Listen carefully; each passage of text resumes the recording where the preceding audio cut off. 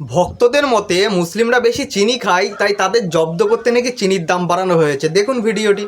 चीनी के दाम बढ़ रहे हैं 20 अगस्त से लेके 60 से 65 हो रहा, क्या कुछ कहेंगे? देखिए, ये तो जो है मुसलमानों को सबक सिखाने का एक नया पैटर्न, मुस्लिमों को ही ठीक करने के लिए, उनको जो है जवाब देने के लिए, उनको सबक सिखाने के लिए चीनी का दाम बढ़ाया जा रहा है। जो है ये एक बड़ी प्लानिंग चल रही है मोदी गवर्नमेंट की जो है और आरएसएस की जो है कि मुसलमानों को ठीक करना है तो चीनी का दाम बढ़ाना पड़ेगा जो है बेसिकली, क्योंकि सबसे ज्यादा जो है चीनी का उपयोग मुसलमान करते हैं बेसिकली जो है।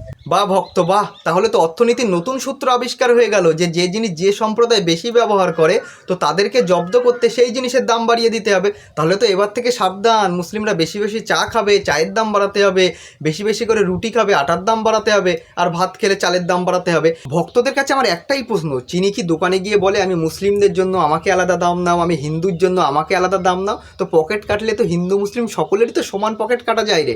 আর চিনির দাম বাড়িয়ে যদি মনে হয় মুসলিমদের জব্দ করা এটা একটা মাস্টার স্ট্রোক, তাহলে বলবো অর্থনীতির ছাত্ররা আজ থেকে বই পড়া বন্ধ করে দিয়ে ভক্তদের কাছে পড়াশুনো শুরু করে দিক, ভক্তরা ভালো অর্থনীতি শেখাতে পারবে।